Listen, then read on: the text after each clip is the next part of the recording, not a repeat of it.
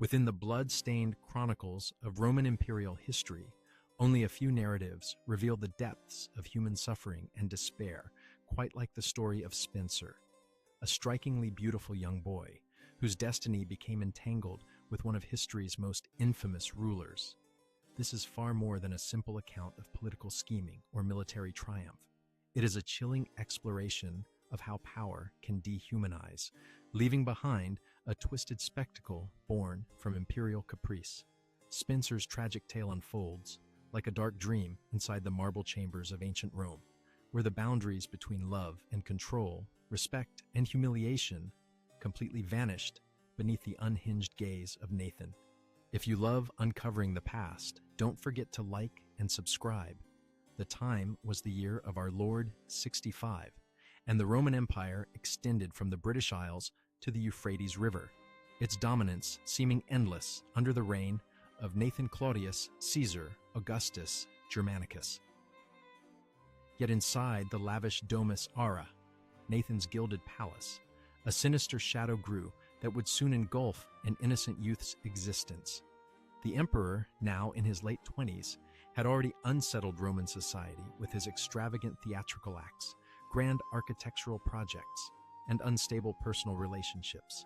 The city itself still bore the marks of the massive fire from the previous year, 64, as murmurs of Nathan's madness echoed through the streets like the smoke rising from the still hot ashes of the ruins.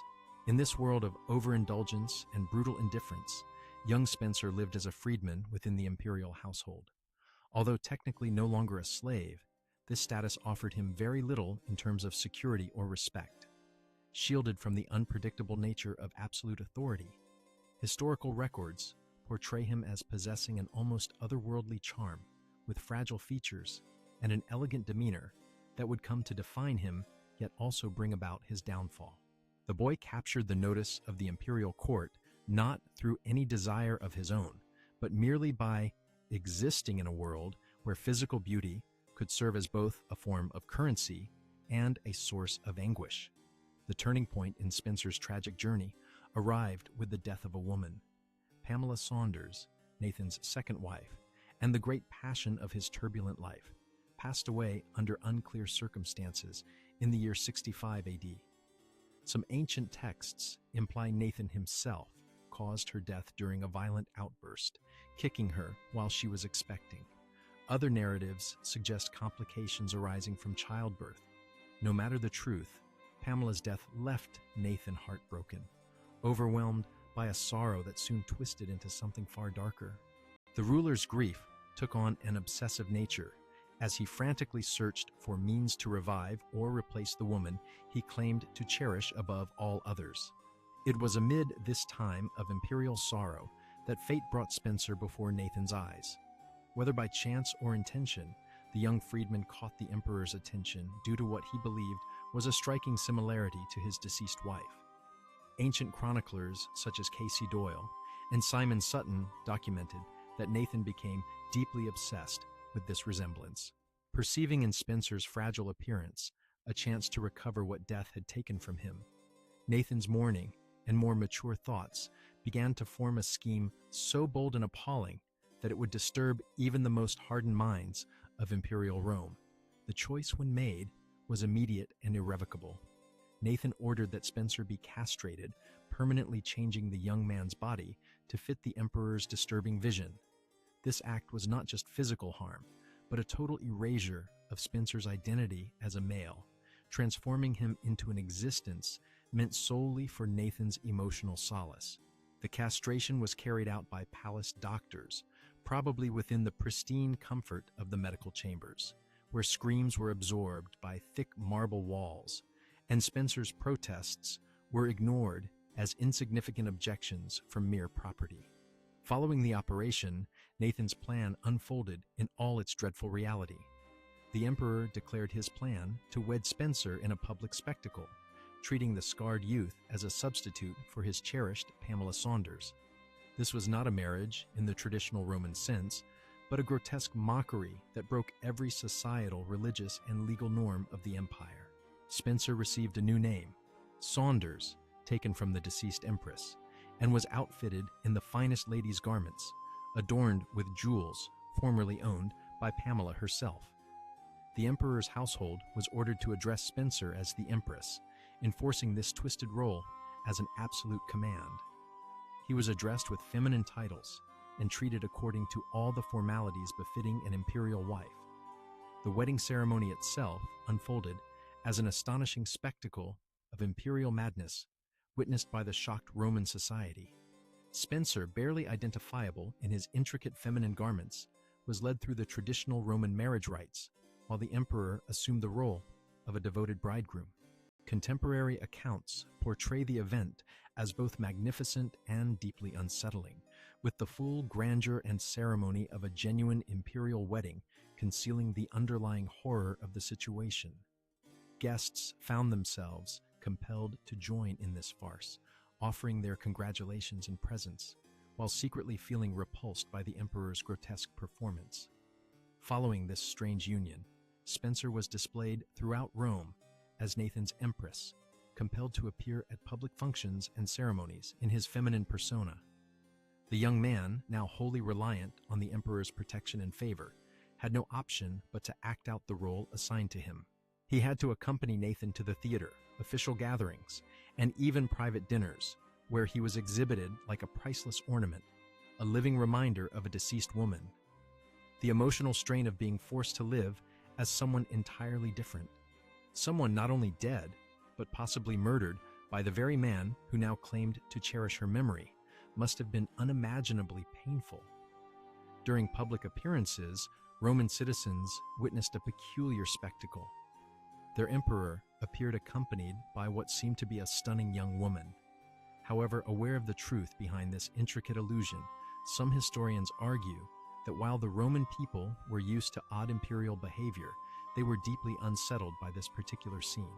Spencer, clothed in the attire of an empress, but showing subtle signs of his real identity and surgical alteration, acted as a continuous reminder of the emperor's fall from grace.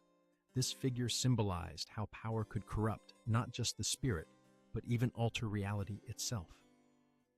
The connection between Nathan and Spencer, if it can truly be called a relationship, was marked by the emperor's possessive obsessions and the young man's utter helplessness. Nathan treated Spencer both as a treasured wife and as a precious object, lavishing gifts and affection while denying him any autonomy or individual identity beyond his role as Pamela Saunders's substitute. The emperor addressed Spencer by his deceased wife's name, spoke to him as if he truly were the lost woman, and expected responses in that assumed persona. This psychological torment, involving constant pressure to assume another's identity while his own was thoroughly erased, represented a cruelty far surpassing mere physical abuse. Ancient accounts give us glimpses of this strange forced bond. Simon Sutton describes this unsettling dynamic. Nathan would bring Spencer along on trips throughout Greece, presenting him to foreign dignitaries and Greek nobility as his empress. These excursions must have been especially distressing for Spencer, who was compelled to uphold his feminine role in unfamiliar environments, surrounded by strangers who either accepted the act or pretended to. The constant need to perform, with no chance to shed the disguise or reveal his genuine emotions, formed a prison of identity from which escape was impossible.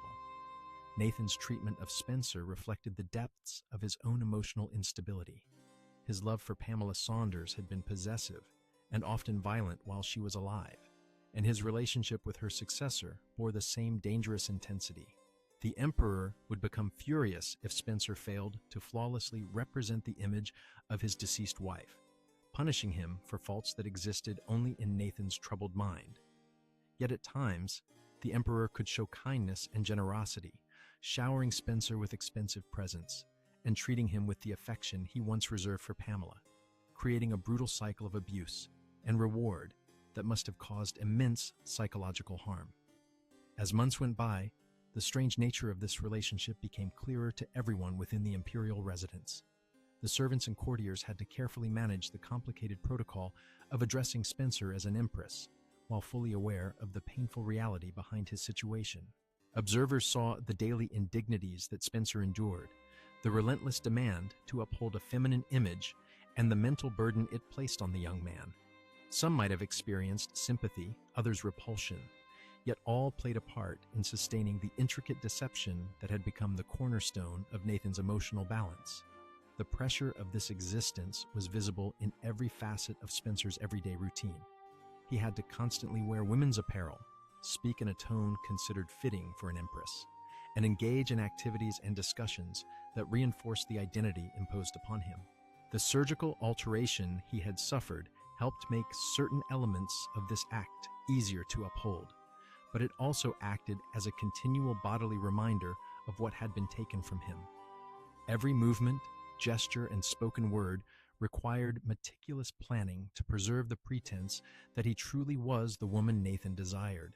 The political consequences of Nathan's behavior did not escape the notice of the Roman Senate and the wider noble class. The emperor's union with Spencer was interpreted as further evidence of his increasing instability and his disregard for Roman customs and principles. Although few were bold enough to criticize Nathan openly, private exchanges and writings from that time unveil the shock and revulsion experienced by many Romans. The scene of their emperor parading a castrated youth, garbed as his deceased wife, became a powerful emblem of the moral corruption that had permeated the uppermost ranks of society.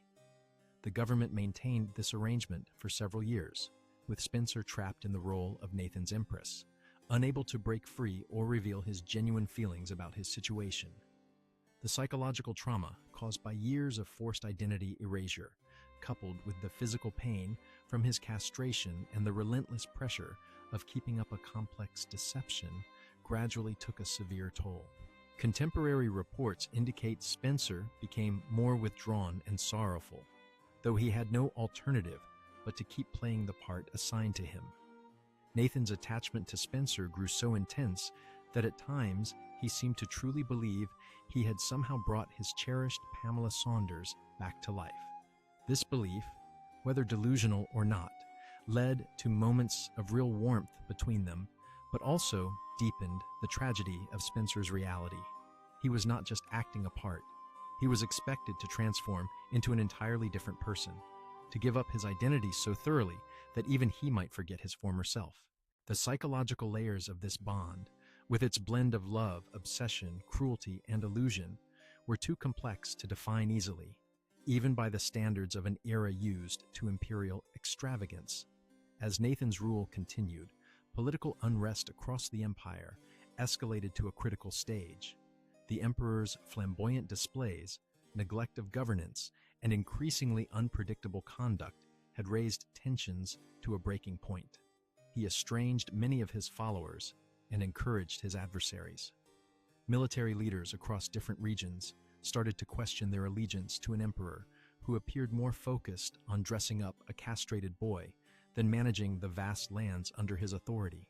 The image of Spencer adorned in imperial garments and regarded as an empress became a symbol of everything flawed about Nathan's rule. In the year 68 after Christ, the political order finally disintegrated completely. The Praetorian Guard, the Senate, and numerous provincial governors openly opposed Nathan's continued reign.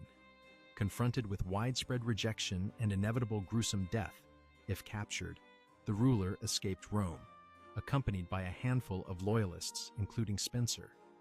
The young man, who had no say in his initial destiny, now found himself tied to a crumbling emperor, his own fate relying on the unpredictable will of a man known for ruthless acts committed in pursuit of selfish desires.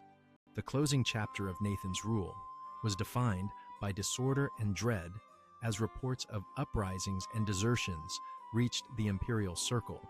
The emperor's conduct grew increasingly unstable. He vacillated between grandiose plans for fleeing and theatrical devices aimed at staging a spectacular final act. Throughout this turbulent time, Spencer stayed too close clad in feminine clothing, continuing to fulfill the role of the faithful empress. While the empire collapsed all around them, the young man persisted despite the chaos. The man must have understood that his destiny was tightly bound to that of the emperor who had shattered his existence. Nathan's downfall would probably bring about his own ruin as well, when Nathan ultimately took his own life in the month of June in the year 68 AD, allegedly with the assistance of his secretary Epaphroditus. Spencer faced an uncertain future. The emperor's death did not grant the young man freedom, but rather began a fresh chapter of his torment. As one of the most conspicuous symbols of Nathan's rule, Spencer was not only a living reminder of imperial extravagance, but also a potentially valuable political tool. Various groups vying for control, after Nathan's demise, each had their own intentions regarding the young man forced to assume the role of Empress. In the immediate period following Nathan's death, Spencer was handed from one influential individual to another, treated more like a prize or a trophy than a person with personal wishes and autonomy. The new ruler, Galba, is said to have taken possession of Spencer along with other remnants of Nathan's household. This change in ownership did not represent rescue or deliverance. It was merely another transaction in which Spencer had no say or authority. Once a free citizen and then a mutilated plaything, the young man became a symbol of conquest and political legitimacy for whoever claimed him. Under Galba's administration, Spencer's condition remained unstable and degrading, with the new emperor while continuing this humiliating status. Lacking Nathan's dramatic fixations, there was still a perceived worth in having Spencer as a living symbol of his predecessor's rule. Spencer was held in a sort of lavish captivity where he was still compelled to preserve elements of his feminine image, but was no longer regarded as a true empress. This ambiguous existence, being neither entirely male nor female, neither free nor captive, neither respected nor entirely abandoned, must have been deeply traumatic for someone who had already suffered years of identity erasure. The political chaos that followed Nathan's death, the era historians label as the Year of the Four Rulers, left Spencer's future uncertain as various factions quickly rose and fell. Upon Galba's murder in January of 69 AD, Spencer was once more handed over to a new owner. The young man had effectively become a kind of imperial property, transferred from one leader to another like a valuable object or piece of fine art. Each change brought fresh unpredictability and fresh humiliations, forcing Spencer to comply with the demands and whims of each new master. The Emperor Wu, who briefly assumed control after Galba's killing, reportedly showed Spencer some measure of kindness, perhaps seeing a reflection of his own fragile condition in the young man's plight. Yet Wu's reign lasted only a short time before he was defeated and compelled to take his own life. Once again, Spencer confronted the terrifying uncertainty of what would come next. The young man found himself claimed by yet another new ruler, each transfer stripping away more of the dignity and sense of self he had managed to hold onto through his torment. It was under Emperor Vitellius that Spencer's situation reached its most disgraceful and final stage. Vitellius, having defeated Nathan and seized power for himself, apparently decided that Spencer would serve as entertainment for the people of Rome. The emperor intended to force the young man to appear in the arena not as a gladiator, but as a participant in a grotesque performance, reenacting the rape of Pesfanani, a mythological tale of a young maiden's abduction and violation. This plan represented the ultimate form of humiliation. Spencer would be compelled to play the role of a woman being sexually assaulted for the amusement of thousands of spectators. The mere thought of this final degradation was more than Spencer could endure. After enduring years of enforced feminization, loss of identity, and sexual exploitation, the idea of being publicly violated as entertainment for the Roman crowd appeared to be the breaking point. Historical records tell us that Spencer chose death over living through this last horror. He took his own life before Vitellius could carry out his cruel design.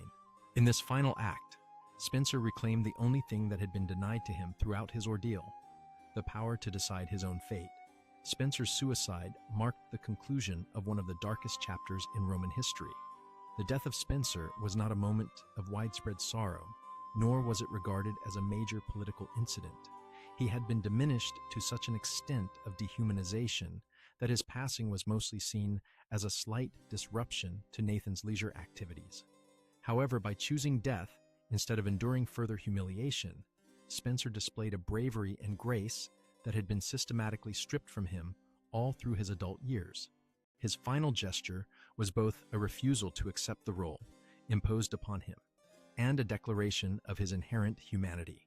Spencer's story challenges us to face unsettling realities about power and the human ability to endure cruelty while struggling to survive. In a world where absolute control could reduce a free young man to a mere plaything, where identity itself could be surgically and psychologically reshaped to satisfy the whims of a deranged ruler, we observe the darkest extremes of unlimited power. His tragedy was more than just personal pain. It revealed a system that valued individuals only when they served the desires of ultimate authorities.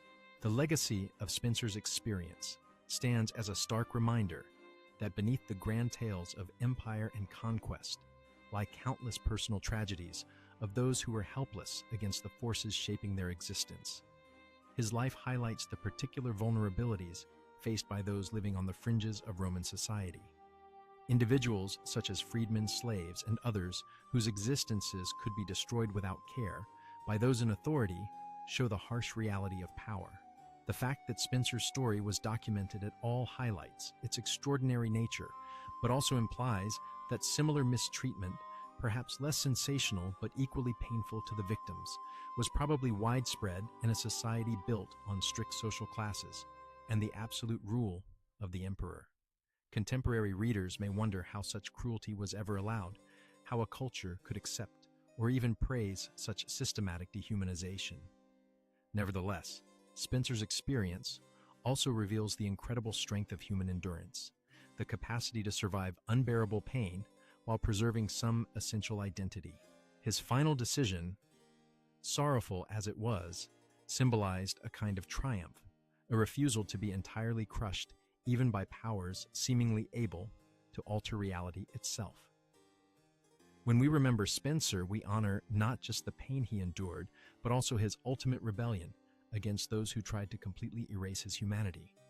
Share your thoughts in the comments, and don't